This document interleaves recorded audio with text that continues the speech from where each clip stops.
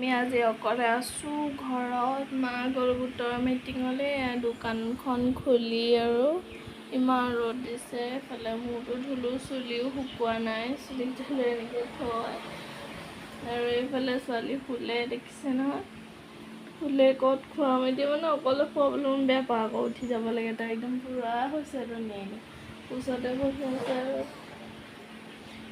এইফালে মায়ে ঘৰত চোচা মাৰি থৈ গৈছে। মই এইক লৈ যাবলৈ বেয়া, পটককৈ ছাগলী সোমাই যায় যে। কালি আকৌ ছাগলী কি কৰিলে, ফেনখন পেলাই, দেখিছে ন, ফান কৰিলে। আকৌ মই উঠি কাৰ ছাগলী আছিল নাজানো, উঠি হেৰি দি নট দি মানে ভাল কৰি হ'লেও অলপ ভাগিয়ে থাকিলে, নহ'লে গৰমত ৰাতি কেনেকৈ থাকিলে হ'ল। আনোতে হ'লেও এদিন হ'লেওতো থাকিলে হ'লে, ৰাতি কেনেকৈ থাকিলে হয়। তো দেখিছে নহয়, মুখততো মই একোৱে নকৰোঁ, গৰম হওক ঠাণ্ডা হওক। ক'ৰবালৈ গ'লে শুকান পাউদাৰকণ ঘঁহি যাওঁ।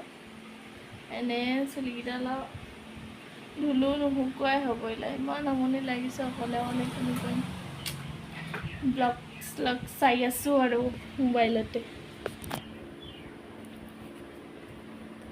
বেপাৰীটো আহিলে পটককৈ, মানে মোবাইলটোৰ পৰা তেতিয়াহে বাহিৰত ওলাইছোঁ। বেপাৰীটো আহি যেতিয়া মাতিলে কিবা লাগে নেকি বুলি, বস্তুকেইটা লৈ চবতকৈ ইণ্টাৰেষ্টিং এইটো বস্তুকেইটা ল'লোঁ, ফলাও নাই। লৈ বেপাৰীটো বস্তুকেইটা লৈ মই পইচা দিবলৈ পাহৰি থাকিলোঁ, মোবাইল চাই থাকিলোঁ।